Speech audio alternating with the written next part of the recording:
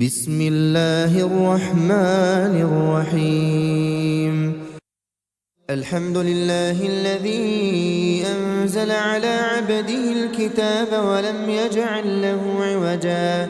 قيما لينذر بأسا شديدا من لدنه ويبشر المؤمنين الذين يعملون الصالحات أن لهم أجرا حسنا ماكثين فيه أبدا وينذر الذين قالوا اتخذ الله ولدا ما لهم به من علم ولا لآبائهم كبرت كلمة تخرج من أفواههم إن يقولون إلا كذبا فلعلك باخع نفسك على آثارهم إن لم يؤمنوا بهذا الحديث أسفا إنا جعلنا ما على الأرض زينة لها لنبلوهم أيهم أحسن عملا وإنا لجاعلون ما عليها صعيدا جرزا أم حسبت أن أصحاب الكهف والرقيم كانوا من آياتنا عجبا إذ أوى الفتية إلى الكهف فقالوا ربنا آتنا من لدنك رحمة وهيئ لنا من أمرنا رشدا فضربنا على آذانهم في الكهف سنين عددا ثم بعثناهم لنعلم أي الحزبين أحصى لما لبثوا أمدا نحن نقص عليك نبأهم بالحق إنهم فتية آمنوا بربهم وزدناهم هدى وربطنا على قلوبهم إذ قاموا فقالوا ربنا رب السماوات والأرض لن ندعو من دونه إلها لقد قلنا إذا شططا هؤلاء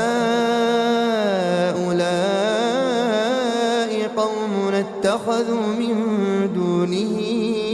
آلهة لولا يأتون عليهم بسلطان بين فمن أظلم ممن افترى على الله كذبا وإذ اعتزلتموهم وما يعبدون إلا الله فأووا إلى الكهف ينشر لكم ربكم من رحمته ويهيئ لكم من أمركم مرفقا وترى الشمس إذا طلعت تزاور عن كهفهم ذات اليمين وإذا غربت تقرضهم ذات الشمال وهم في فجوة منه ذلك من آيات الله من يهد الله فهو المهتد ومن يضلل فلن تجد له وليا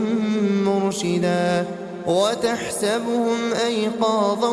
وهم رقود ونقلبهم ذات اليمين وذات الشمال وكلبهم باسط ذراعيه بالوصيد لو اطلعت عليهم لوليت منهم فرارا ولملئت منهم رعبا وكذلك بعثناهم ليتساءلوا بينهم قال قائل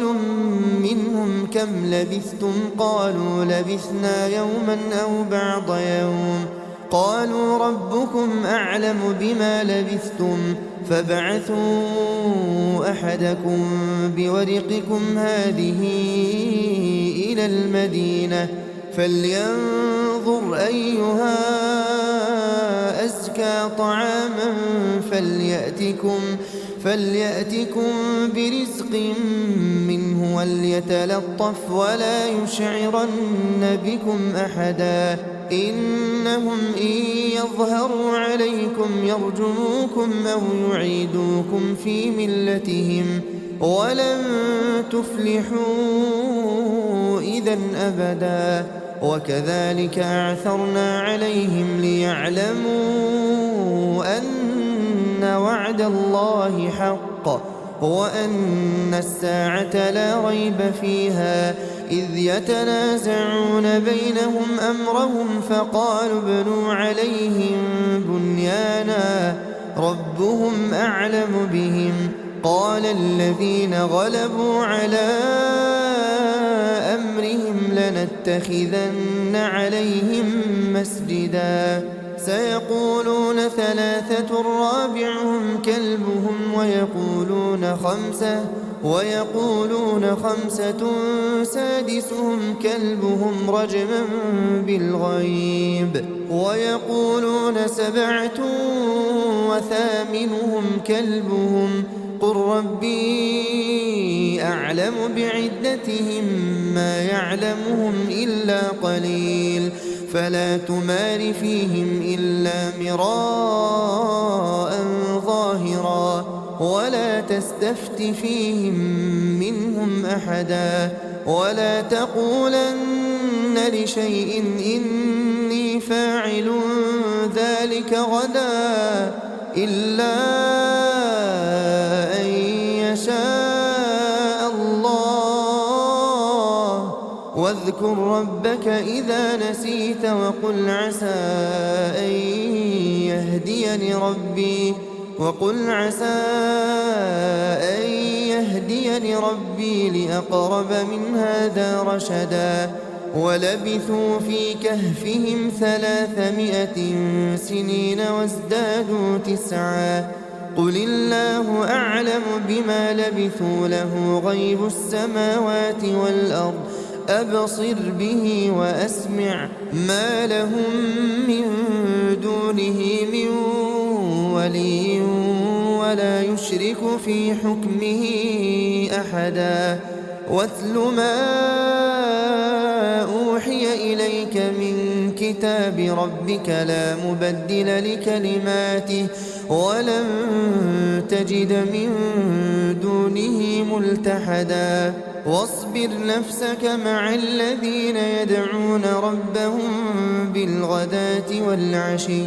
يريدون وجهه ولا تعد عيناك عنهم تريد زينة الحياة الدنيا ولا تطع من أغفلنا قلبه عن ذكرنا واتبع هواه وكان أمره فرطا وقل الحق من ربكم فمن شاء فليؤمن ومن شاء فليكفر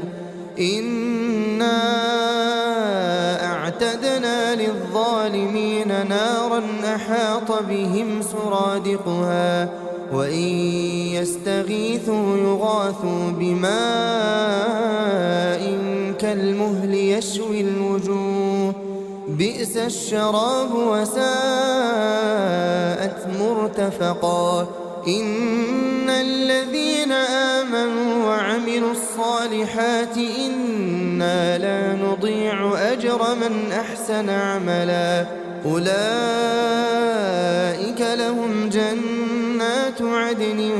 تجري من تحتهم الأنهار يحلون فيها من أساور من ذهب ويلبسون ثيابا خضرا من سندس واستبرق متكئين فيها على الأرائك نعم الثواب وحسنت مرتفقا واضرب لهم مثل الرجلين جعلنا لأحدهما جنتين من أعناب وحففناهما بنخل وجعلنا بينهما زرعا كلتا الجنتين آتت أكلها ولم تظلم منه شيئا وفجرنا خلالهما نهرا وكان له ثمر فقال لصاحبه وهو يحاوره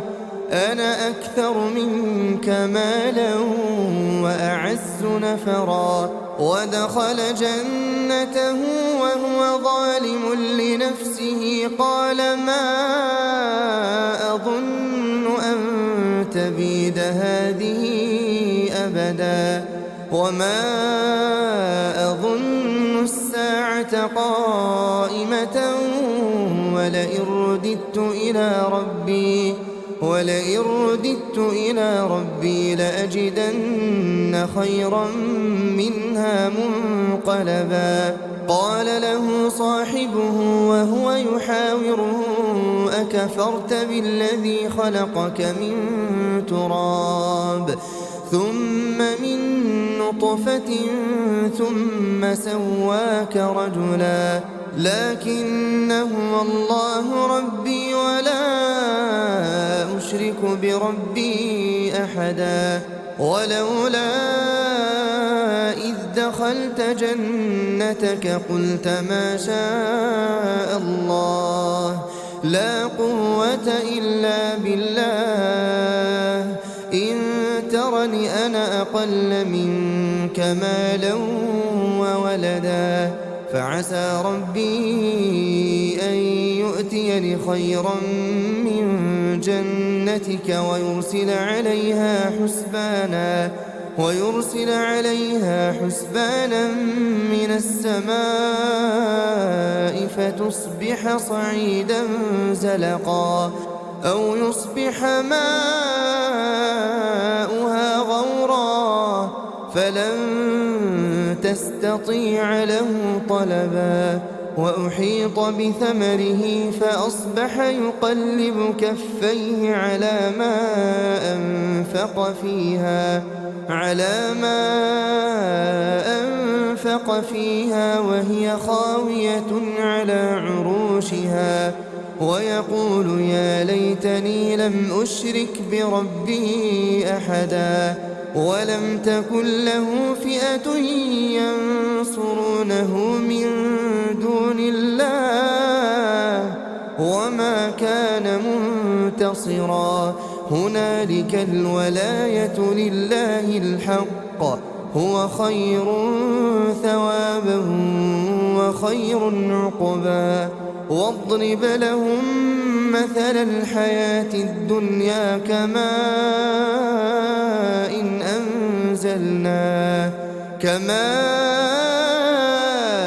إن أنزلناه من السماء فاختلط به نبات الأرض فأصبح هشيما تذروه الرياح وكان الله على كل شيء مقتدرا المال والبنون زينة الحياة الدنيا والباقيات الصالحات خير عند ربك ثوابا وخير أملا ويوم نسير الجبال وترى الأرض بارزة وحشرناهم فلم نغادر منهم أحدا وعرضوا على ربك صفا لقد جئتمونا كما خلقناكم أول مرة بل زعمتم أن لن نجعل لكم موعدا ووضع الكتاب فترى المجرمين مشفقين مما فيه ويقولون يا ويلتنا ما لهذا الكتاب لا يغادر صغيرة ولا كبيرة إلا أحصاها ووجدوا ما عملوا حاضرا ولا يظلم ربك أحدا وإذ قلنا للملائكة اسجدوا لآدم فسجدوا إلا إبليس كان من الجن ففسق عن أمر ربه أفتتخذونه وذريته أولياء من دوني وهم لكم عدو بئس للظالمين بدلا ما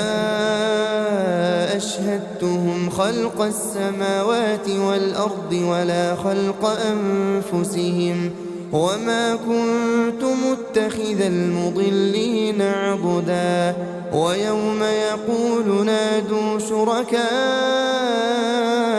الذين زعمتم فدعوهم فلم يستجيبوا لهم وجعلنا بينهم موبقا ورأى المجرمون النار فظنوا أنهم مواقعوها ولم يجدوا عنها مصرفا ولقد صرفنا في هذا القرآن للناس من كل مثل وكان الإنسان أكثر شيء جدلا وما منع الناس أن يؤمنوا إذ جاءهم الهدى ويستغفروا ربهم إلا أن تأتيهم سنة الأولين أو يأتيهم العذاب قبلا وما نرسل المرسلين إلا مبشرين ومنذرين ويجادل الذين كفروا بالباطل ليدحضوا به الحق واتخذوا آياتي وما أنذروا هزوا ومن أظلم ممن ذكر بآيات ربه فأعرض عنها ونسي ما قدمت يداه إنا جعلنا على قلوبهم أكنة أن يفقهوه وفي آذانهم وقرا وإن تدعهم إلى الهدى فلن يهتدوا إذا أبدا وربك الغفور ذو الرحمة لو يؤاخذهم بما كسبوا لعجل لهم العذاب بل لهم موعد لن يجدوا من دونه موئلا وتلك القرى أهلكناهم لما ظلموا وجعلنا لمهلكهم موعدا وإذ قال موسى لفتاه لا أبرح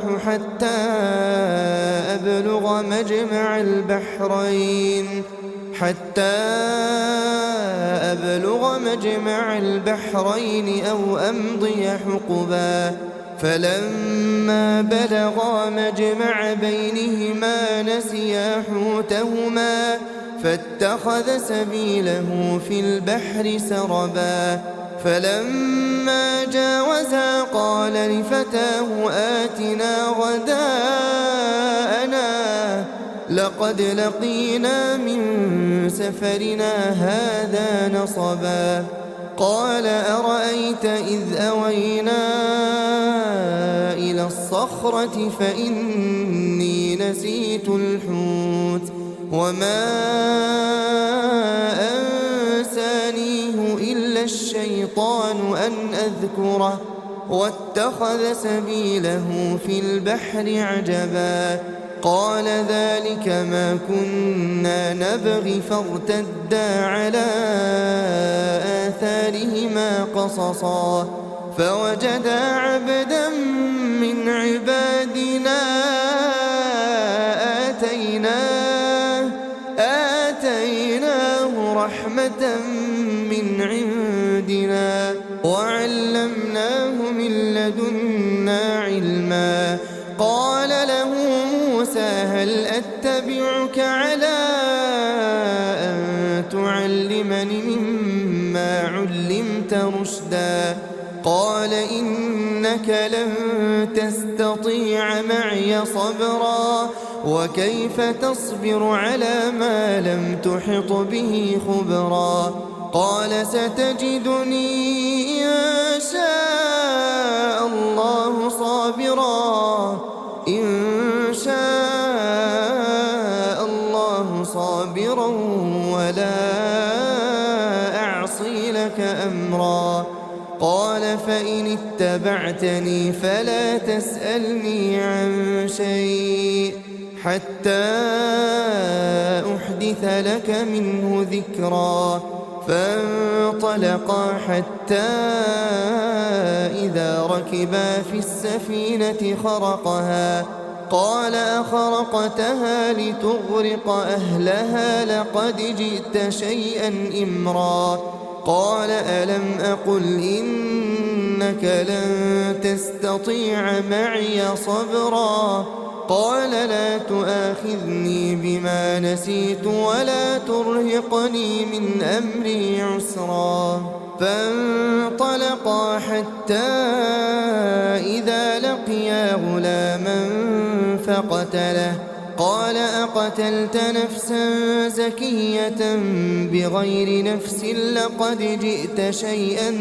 نكرا. قال ألم أقل لك إنك لن تستطيع معي صبرا. قال إن سألتك عن شيء بعدها فلا تصاحبني قد بلغت من لدني عذرا. فانطلقا حتى إذا أتيا أهل قرية استطعما أهلها فأبوا أن يضيفوهما فوجدا فيها جدارا يريد أن ينقض فأقامه. قال لو شئت لاتخذت عليه أجرا. قال هذا فراق بيني وبينك سأنبئك بتأويل ما لم تستطع عليه صبرا. أما السفينة فكانت لمساكين يعملون في البحر فأردت أن أعيبها وكان وراءهم ملك يأخذ كل سفينة غصبا. وأما الغلام فكان أبواه مؤمنين فخشينا أن يرهقهما طغيانا وكفرا. فأردنا أن يبدلهما ربهما خيرا منه زكاة وأقرب رحما. وأما الجدار فكان لغلامين يتيمين في المدينة وكان تحته كنز لهما وكان أبوهما صالحا فأراد ربك أن يبلغا أشدهما ويستخرجا كنزهما رحمة من ربك وما فعلته عن أمري ذلك تأويل ما لم تسطع عليه صبرا. ويسألونك عن ذي القرنين قل سأتلو عليكم منه ذكرا. إنا مكنا له في الأرض وآتيناه من كل شيء سببا فأتبع سببا حتى إذا بلغ مغرب الشمس وجدها تغرب في عين حمئة ووجد عندها قوما. قلنا يا ذا القرنين إما أن تعذب وإما أن تتخذ فيهم حسنا. قال أما من ظلم فسوف نعذبه ثم يرد إلى ربه فيعذبه عذابا نكرا. وأما من آمن وعمل صالحا فله جزاء الحسنى وسنقول له من أمرنا يسرا. ثم أتبع سببا حتى إذا بلغ مطلع الشمس وجدها تطلع على قوم لم نجعل لهم من دونها سترا كذلك وقد أحطنا بما لديه خبرا ثم أتبع سببا حتى إذا بلغ بين السدين وجد من دونهما قوما لا يكادون يفقهون قولا قالوا يا ذا القرنين إن يأجوج ومأجوج مفسدون في الأرض فهل نجعل لك خرجا على أن تجعل بيننا وبينهم سدا قال ما مكني فيه ربي خير فأعينوني بقوة أجعل بينكم وبينهم ردما آتوني زبر الحديد حتى إذا ساوى بين الصدفين قال انفخوا حتى إذا جعله نارا قال آتوني أفرغ عليه قطرا فما استطاعوا أن يظهروه وما استطاعوا له نقبا قال هذا رحمة من ربي فإذا جاء وعد ربي جعله دكاء وكان وعد ربي حقا وتركنا بعضهم يومئذ يموج في بعض ونفخ في الصور فجمعناهم جمعا وعرضنا جهنم يومئذ للكافرين عرضا الذين كانت أعينهم في غطاء عن ذكري وكانوا لا يستطيعون سمعا أفحسب الذين كفروا أن يتخذوا عبادي من دوني أولياء إنا أعتدنا جهنم للكافرين نزلا قل هل ننبئكم بالأخسرين أعمالا الذين ضل سعيهم في الحياة الدنيا وهم يحسبون أنهم يحسنون صنعا أولئك الذين كفروا بآيات ربهم ولقائه فحبطت أعمالهم فلا نقيم لهم يوم القيامة وزنا ذلك جزاؤهم جهنم بما كفروا واتخذوا آياتي ورسلي هزوا إن الذين آمنوا وعملوا الصالحات كانت لهم جنات الفردوس نزلا خالدين فيها لا يبغون عنها حولا قل لو كان البحر مدادا لكلمات ربي لنفد البحر قبل أن تنفد كلمات ربي ولو جئنا بمثله مددا قل إنما أنا بشر مثلكم يوحى إلي أنما إلهكم إله واحد فمن كان يرجو لقاء ربه فليعمل عملا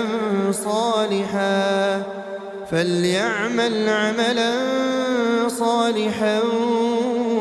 ولا يشرك بعبادة ربه أحدا.